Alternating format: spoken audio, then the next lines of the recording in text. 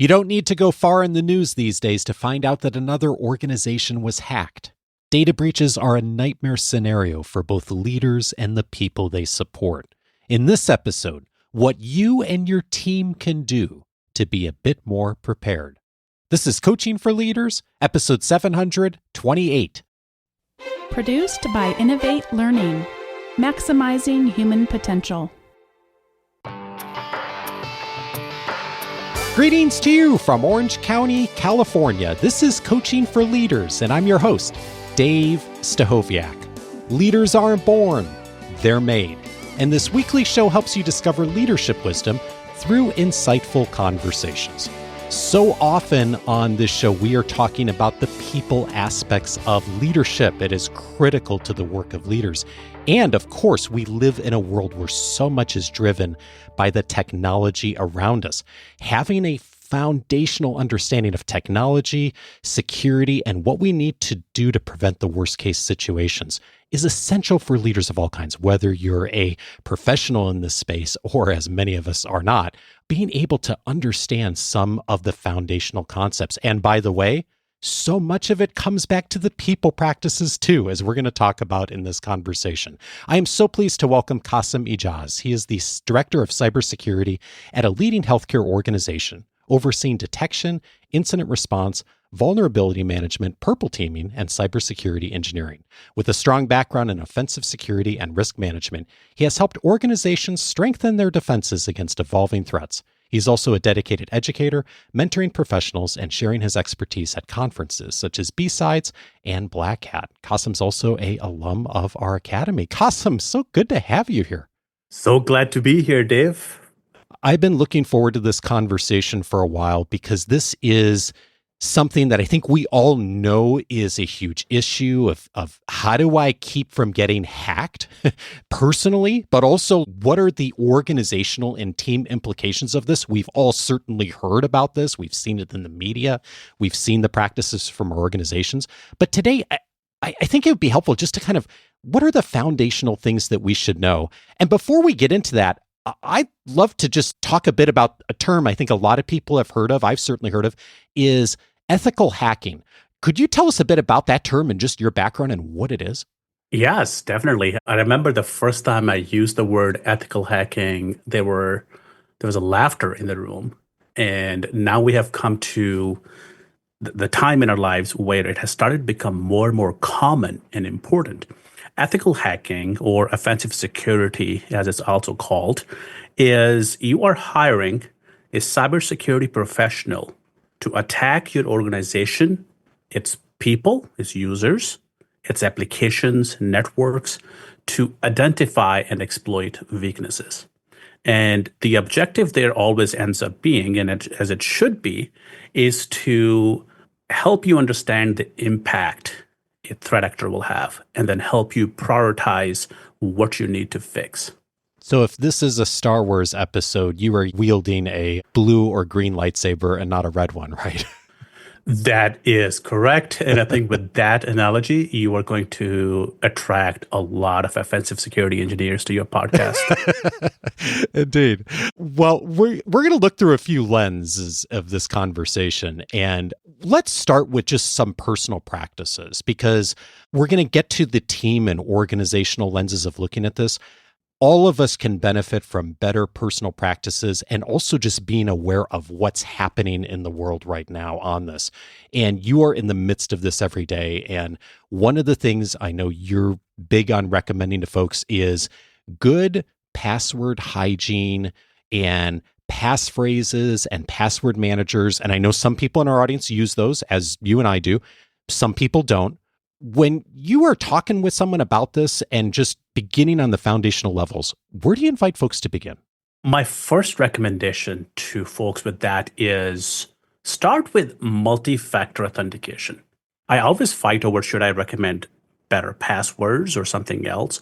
And what it comes down to is if you are using multi-factor authentication, that's where the website, for example, your bank will send you a text message, or you have an application on your phone, or you have a token like YubiKey that gives you another code that you have to put into the website in addition to your password to log in. So one, you are proving that you are who you are using something you know. And secondly, something you have, your password, and maybe that phone, that code. So by using that MFA, that multi-factor authentication, we have often been stopped, us ethical hackers performing that engagement with the client. We figured out somebody's password by either just guessing. Quite often you would have company name 123, welcome 123. You have your dog's name as your password, or you're using that same password with multiple websites. You had this password with your work account. You also used it on Adobe, on MyFitnessPal, on Facebook, on LinkedIn, and they all had data breaches at some point. When we go in and try to get into an organization, or when the threat actors try to get into a personal account, they are looking for those publicly available data breaches. One of the more common ones I end up using is from MySpace from 2008, and those passwords still work. Oh, wow. And with that, what you end up with is, even if I found a password of yours and tried to log in, because you had MFA, I was stopped. And now you know somebody's trying to get into your account. Secondly, I highly, highly recommend passphrases over passwords. Instead of trying to coming up with an 8-character randomly generated password with uppercase, lowercase, special characters, maybe a blood sample, try to instead use a long passphrase. Look around the room, pick 4 to 6 different objects, put them together. That is going to be an exponentially better credential than your randomly generated 8-character password. What is it that makes that better? It's the length, because when the computers are trying to guess, or humans are trying to guess, we are always running up against the exponential difficulty that every single character adds. So you've got a number of alphabets. There's a possibility the person had it in different order. Maybe they added a space in the middle. Maybe they used a word that I know. Maybe they didn't. Right? If I'm trying to get into your account, for example, I may use something like coaching for leaders, 123. Maybe that's a password. But if you had used a passphrase by looking around the room, picking 4 objects, by thinking of your favorite song, something like that, it would make much harder for me to get in, because the length would be much longer too. And so would be the pool from where I have to pick that password from, guess that from. So many of us have so many different passwords, and I know that's one of the reasons you also recommend using a password manager to keep track of things. And I think you said something really big a moment ago that I think a lot of times people don't think of when they think of security. They say, okay, I've got my password. Maybe I've got my favorite password and I use it at a lot of services, and I'm really careful about it and I keep it safe and I never tell anyone the password, and it's long and it's 20 characters, whatever. The thing I think sometimes people don't think about is that organization that you're using the password with may themselves get hacked. And as you point out, then the hackers have that information and then they try that password with your credentials on all the other services, banks, places. That's how a lot of these hacks happen, isn't it? That is correct. That is one of the most common ways this happens. And if you go to Telegram channels or dark web forums, you're seeing a lot of the stolen credentials like that being sold. Quite often, you can get millions of them for free. Quite a few of us in offensive security, ethical hacking field have copies of LinkedIn data breaches, MyFitnessPal data breaches that we just choose from every time. So yeah, use a password manager that will create a new password for every website you use. And your phone may already have one built in. Your computer may already have one built in. Use it. That may be the easiest one. There are some third parties you can use. In fact, I would go as far as saying you could also, and I'm giving you this permission as an ethical hacker, as a cybersecurity professional, you can use a notebook as long as you protect it just like you protect your wallet. How would you use a notebook? I've had a lot of folks I've seen use notebooks with write down the username and password in there. I mean, it's not the most secure way of doing this, but if I'm trying to help my grandma with password managers. It is such a difficult thing to do for myself as a cybersecurity professional. Imagine how my grandma would feel, how she would have trouble using it. But she already knows how to use a notebook. She can write things down. So she could write down her usernames and passwords and protect it. Now, as I'm talking about it, I can feel my fellow cybersecurity professionals just furious.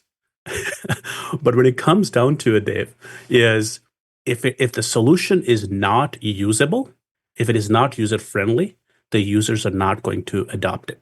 So I would rather have a somewhat secure solution that the typical users can utilize than a solution that people just don't want to adopt, even though it's very secure.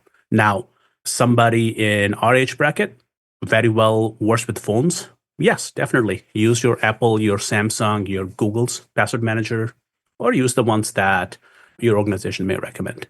You also suggest thinking about freezing credit. And I don't know actually, as I'm saying that, like if this is just a thing in the States or if it's worldwide. Do you know as far as credit freezes, how that works? I actually do not know how that works outside of the States. Yeah, I don't either. In the States, though, definitely recommend freezing your credit because there have been so many data breaches of not just passwords. We talked about the passwords earlier, but also your social security number, your home address, your favorite child's name and their date of birth. All of that information can be very easily obtained thanks to data breaches from Equifax, Office of Personnel Management, Target, Home Depot. Many brands that you shop at have had data breaches. And many companies you have worked with in the past, maybe they have your HR profiles, well, they may have had data breaches. Lastly, because of the lack of cybersecurity and privacy laws that we have in the States, there are a lot of data brokers that are obtaining information from places you shop, from your credit reports, from many other places to build a profile on you. Cyber criminals can utilize that to build new identities. They can use that to shop on your behalf, apply for credit on your behalf. So organizations like TransUnion, Experian, Equifax, they allow you to freeze your credit report for free. It's a very quick process.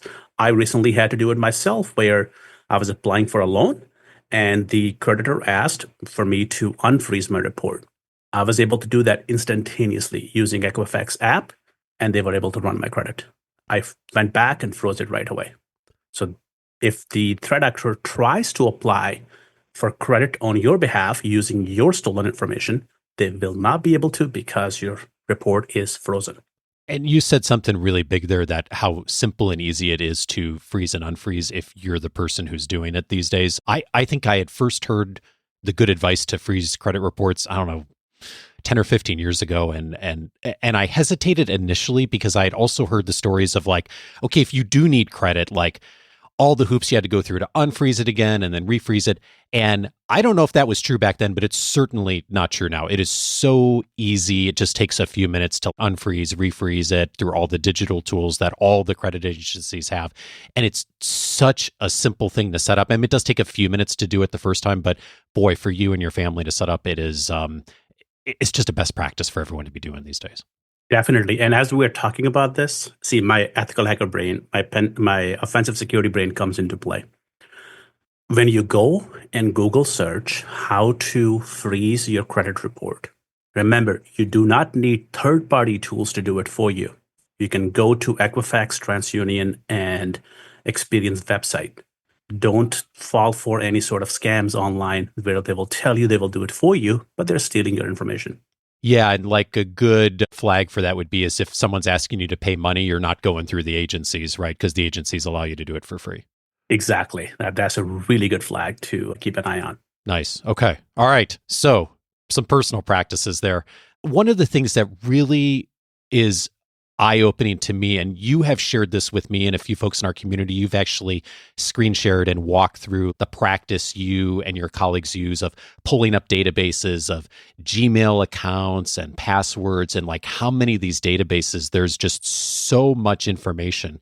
And I'm wondering if maybe you could walk us through when you're targeting an organization to like, they've hired you to come in, how do you do that? What's available out there that you can use to try to get access? That is maybe a course or a podcast in itself, but I'll try to summarize it.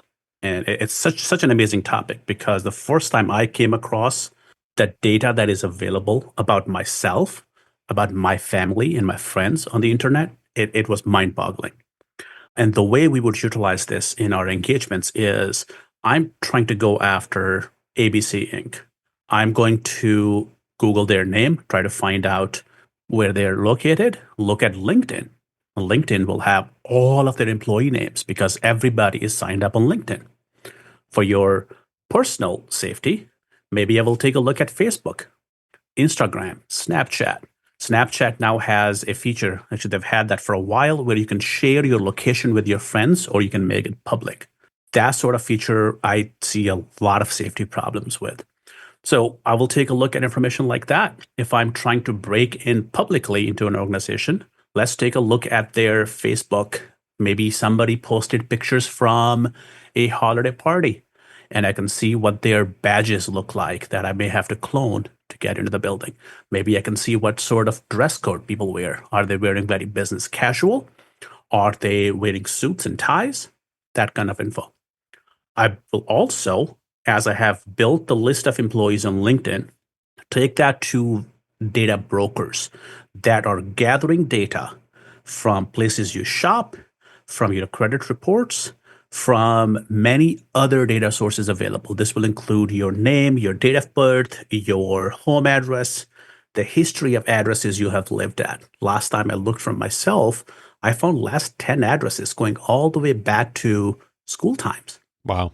And then from there, you can also start to build who their neighbors were, who are they related to, what email addresses have they used. Put that email address into data breaches I was talking about earlier, from my space, from my FitnessPal, Adobe, LinkedIn. You start to get their passwords.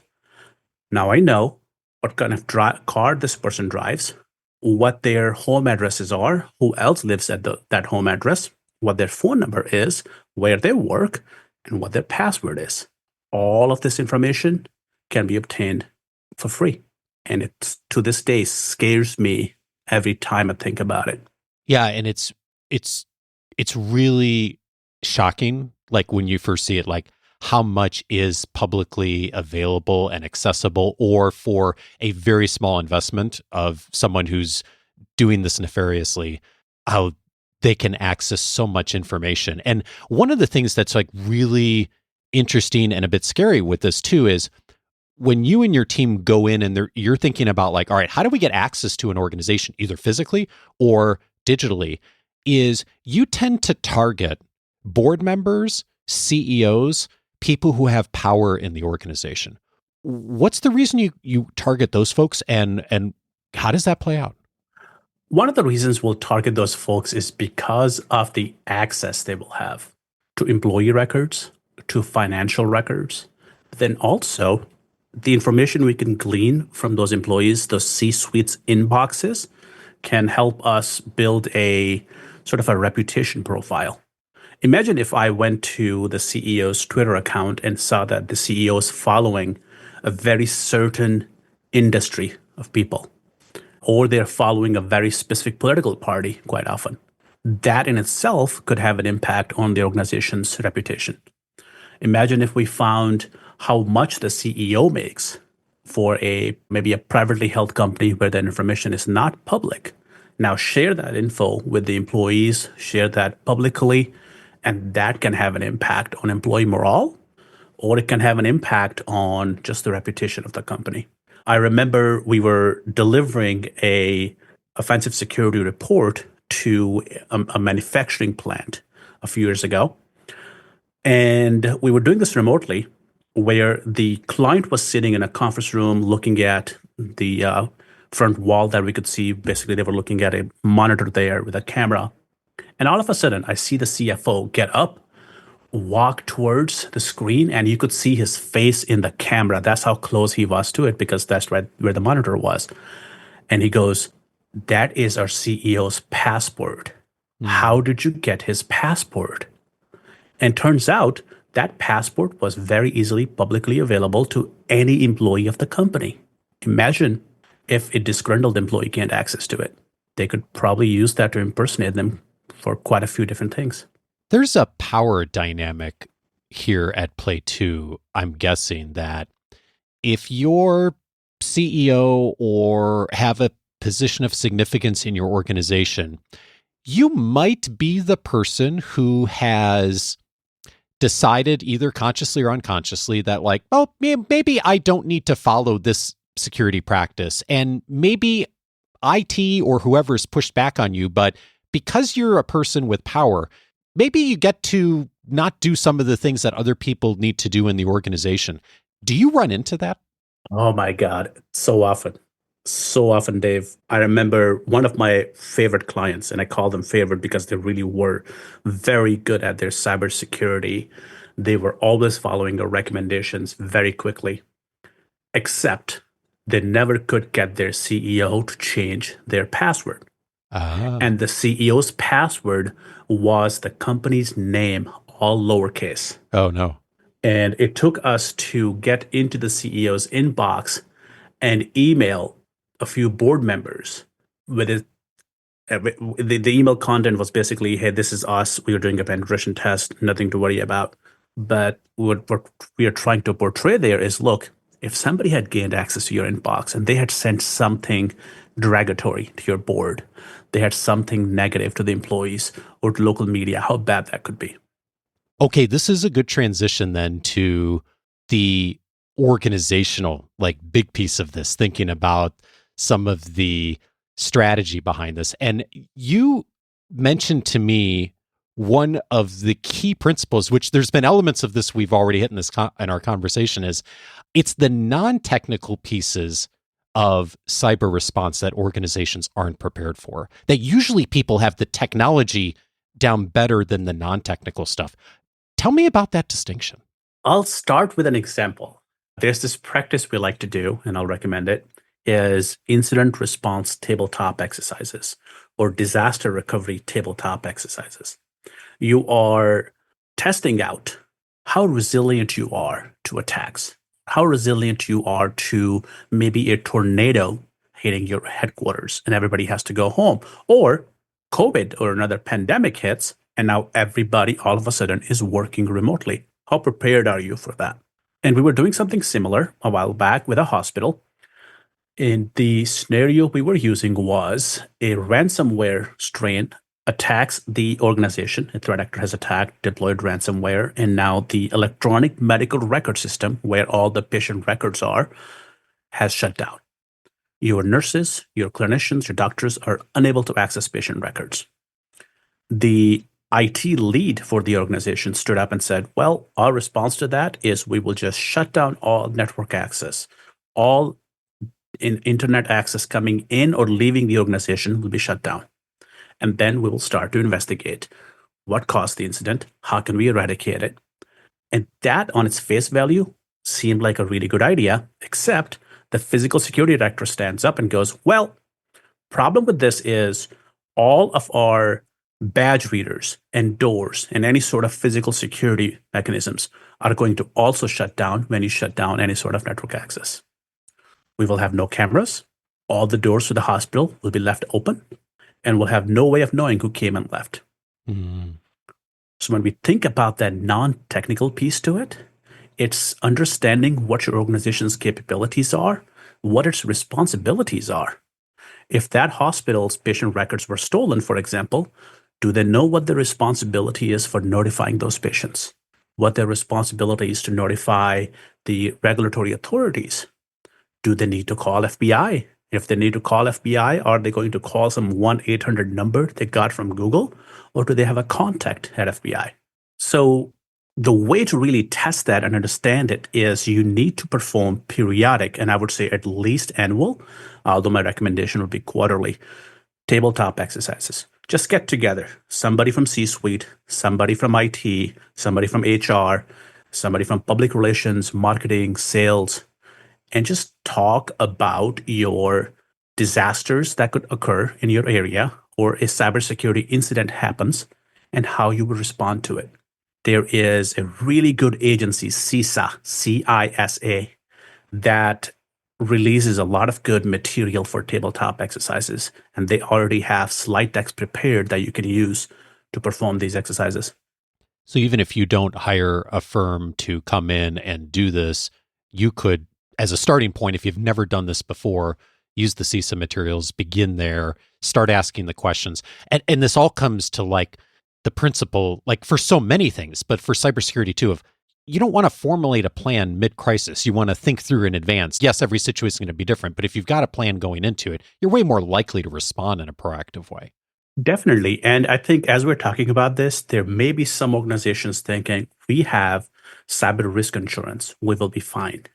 However, cyber risk insurance is starting to realize that they're having to pay a lot more, and they're starting to make business decisions around, did you actually try to protect yourself? And as you are in midst of an incident, your cyber risk insurance may have their own requirements. Maybe they want to bring their own incident responders. So talk to your cyber risk insurance if you have one. If you don't have one, maybe go and get one, because that is going to help you a lot. Cool. All right. Two other things I want to ask you on just what's happened in the world right now. AI. AI is huge. Every organization has different rules and processes for how they're using AI or not. When you're seeing this through the lens of people staying safe themselves, their organizations, preventing from getting hacked, how does AI play a role in that? I think it's important for leaders in organizations to realize that AI is already here. Your users are already utilizing it. Your third-party applications like your HR portal may already have an AI. Your email provider already has an AI. Your users with iPhones already have AI in them. So, as a leader, work with your policy departments, with your cybersecurity department to build a strategy, a policy around how you will enable your users to use AI at work. If you're not doing that, if you are just going to pretend that your users are not using AI, you're going to just tell them not to use it, they'll just use their personal devices and they will dump your organizational data into ChatGPT, for example, and ask it to give them some solutions. It happened at Samsung a couple of years ago. I think it was 2023.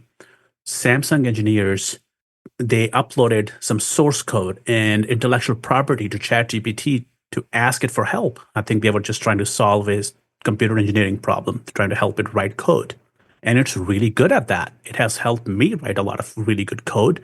It has helped me write a lot of good documentation because my organization enables me to use AI, and they have used, I believe we utilize Copilot. It has an enterprise model where your data governance policies can be applied.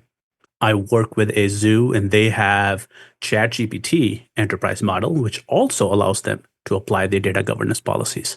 So train your users to be careful, to be good with their AI usage, train them on your organization's policies around AI hygiene, and enable them. It's going to make you a better organization. It's going to help you with innovation while also staying secure and keeping your intellectual property confidential. Boy, the key point for me there is people are going to use it regardless, like whatever you say or do. And like the assumption that like, okay, we've locked it down and people don't have access. They're just going to go to their personal devices.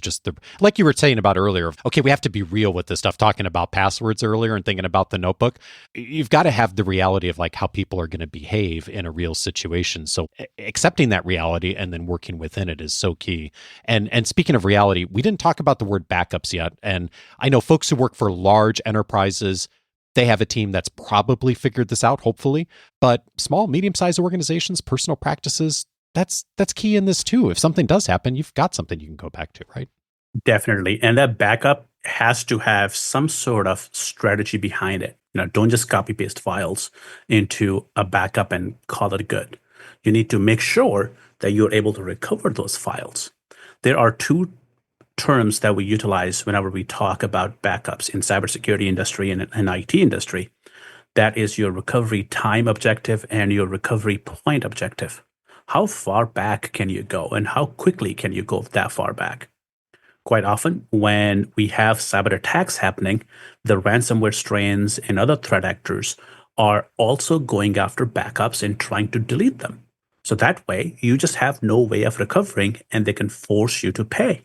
Which, by the way, even if you pay the ransomware actor, there's really no guarantee they're going to help you recover. They'll likely just let other threat actors know that you pay so they can target you too.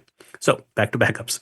Ensure that you have solid backups that go as far back as your business needs are and that they're not sitting next to each other. There was one time I was doing an assessment against a hospital and I saw their backup server sitting on top of a fridge in a kitchen. I was not happy with that. And I think that very much was the case with their IT director too. So ensure your backup servers are maybe in a different region. Maybe utilize backup possibilities that cloud offers nowadays with OneDrive, SharePoint, AWS from Amazon Web Services. Those kind of solutions, not a bad idea.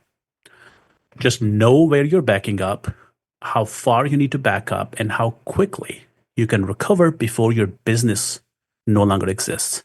And it is the reality that a lot of organizations, when they experience an attack, it takes down operations for a while, and sometimes it takes down an organization, unfortunately. And so, like, just doing some of these practices can be a good starting point. And we're going to put notes, resources in the episode notes, and some of the places that folks may use as starting points for this. If you're hearing this and thinking, oh gosh, I'm hearing some things that we haven't thought about as an organization, or maybe I haven't thought about doing personally, as a good starting point for that, we'll have a few recommendations of some of the more popular services out there. Qasim, before I let you go, you've listened to the show for a while. You've been part of our community. I know I ask people a lot, like what they've changed their minds on. As you think about navigating this world today, helping protect your clients, helping protect your organization, advising people on the best practices, I'm curious, like, what, if anything, have you changed your mind on in the recent past? Dave, when I was starting out as a cybersecurity professional, the training material, instructors, other professionals, people much more senior than me, instilled in my mind that the user is your weakest link.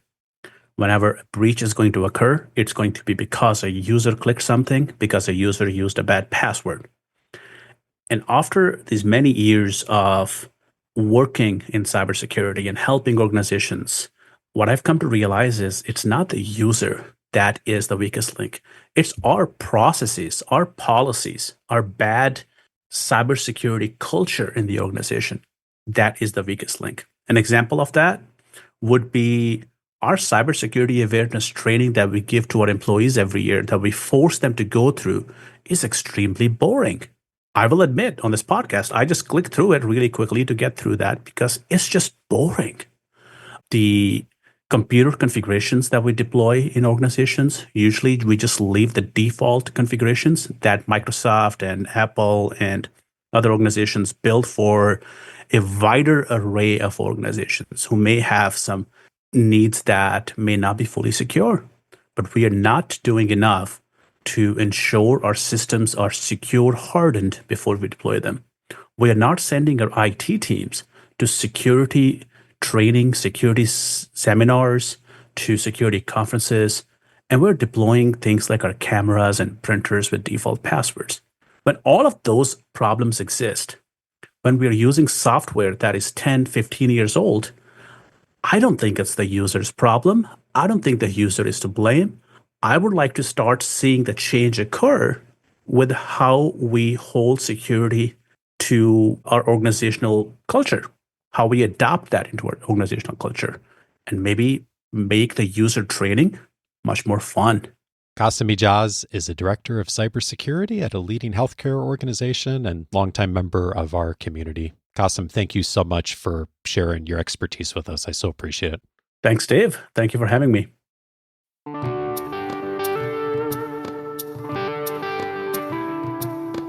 If this conversation was helpful to you, 3 related episodes I'd recommend. One of them is episode 396, Dumb Things Smart People Do With Their Money. Jill Schlesinger was my guest on that episode. Jill, the host of the Jill on Money podcast that I've been following for many years, has been so gracious to come on the show a couple of times over the years and teach us a topic that I think leaders do need to know about, not only for their own finances, but also to be able to have context of conversations around compensation and so many of the personal finance topics that do come up in organizations and in leading people. In that episode, Jill walked through some of the common mistakes she sees really smart people do with their personal finances. We talked about credit reports in this conversation, more in that episode. Again, that's episode 396. Also recommended episode 603, Where to Start When Inheriting a Team in Crisis.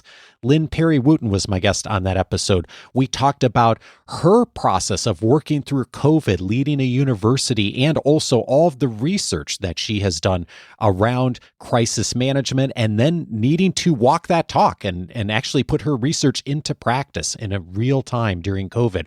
We looked at some of the key tenets of that and where to begin if you are inheriting a situation like that. I hope that's not you, but if it is, episode 603, a starting point for you. And then we mentioned AI a little bit in this conversation. I'd recommend episode 689 as well, How to Use AI to Think Better. Jose Antonio Bowen was my guest on that episode, and he furthers the point that Qasim made today that your employees are going to be using AI whether you are or not, whether there's a policy to use it or not. And so understanding all of the aspects, or at least some of the aspects on where to begin with AI, how people are using it, and how you might use it as a tool to think better, even if you're not doing that yourself. Episode 689, an important conversation for you.